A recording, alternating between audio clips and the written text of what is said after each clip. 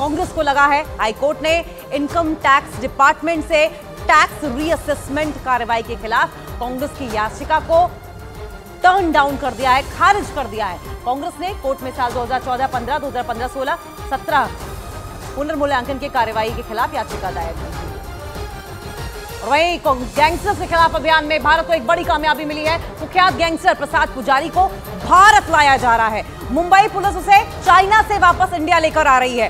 Gangster प्रसाद पुजारी 2005 में देश से फरार हो गया था और फिर वो चीन में बैठकर भारत में कुमार पिल्लई नाम के गैंग को ऑपरेट करता था। प्रसाद पुजारी पर मर्डर, किडनैपिंग, एक्सटॉर्शन, हत्या, अपहरण, रंगदारी मांगने जैसे कई संगीन आपराधिक केस दर्ज है।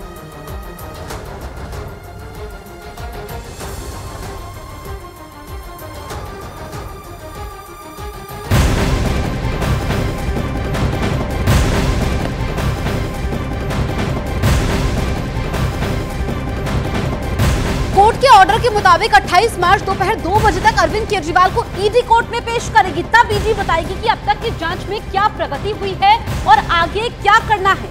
अरविंद केजरीवाल से जो पूछताछ की जाएगी वो सीसीटीवी कैमरों की निगरानी में होगी। तो शराब नीति केस में 28 मार्च तक रिमांड पर हैं अरविंद केजरीवाल। इस वक्त की सबसे बड़ी खबर आपको बता रहे हैं, 28 मार्च की दोपहर राउज एवेन्यू कोर्ट में उनकी पेशी होनी है और रिमांड के समय पत्नी को उनसे मिलने की इजाजत दी गई है।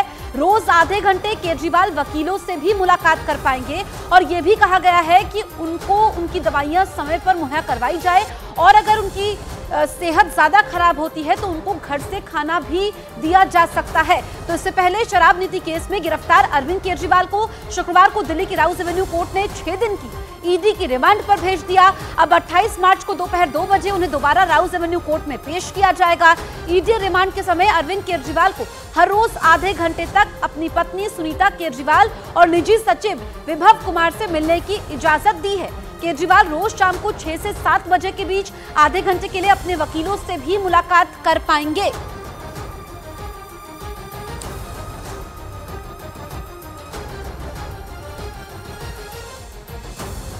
उनकी कस्टोडियल इंटरोगेशन करनी जरूरी है।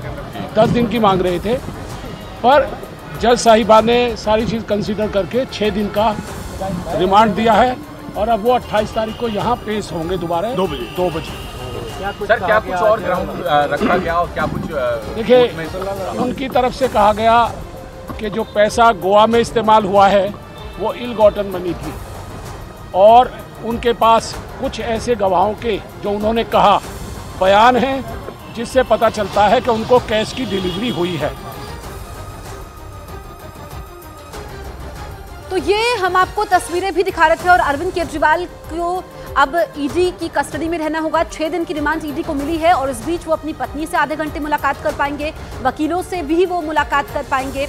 और ऐसे में अब 21 फरवरी को जब उनको गिरफ्तार किया गया था तो 6 दिन की ईडी को रिमांड मिली है। 10 दिन की रिमांड मांगी गई थी और बुरी तरीके से फंस चुके हैं अरविंद केजरीवाल क्योंकि ईडी ने उनको शराब घोटाले में किंगपिन बताया है। 28 मार्च तक ईडी की रिमांड पर हैं, उसके बाद उनकी कोर्ट में पेशी होगी। हमारे 2 सहयोगी इस वक्त हमारे साथ लाइव मौजूद हैं, आनंद है और मानव है। सबसे पहले आनंद, मैं आपके पास आती हूँ। लगातार आप ग्राउंड जीरो से रिपोर्टिंग कर रहे हैं। आनंद, ये बताइए कि 6 दिन की कस्टडी तो ईडी को मिली है, अरविंद केजरीवाल के पास अब आगे क्या ऑप्शंस बचते हैं? देखिए, अभी कोई कानूनी विकल्प अरविंद केजरीवाल या उनके वकीलों के पास नहीं है क्योंकि कल जिस तरह से लगातार जो एएसजी हैं राजू, उन्होंने जो दलीलें रखी और जो खुलासे किए हैं कोर्ट में, उसके बाद ही जो है कोर्ट ने जो है वो आगे रिमांड जो है अरविंद केजरीवाल की ईडी को सौंपी है।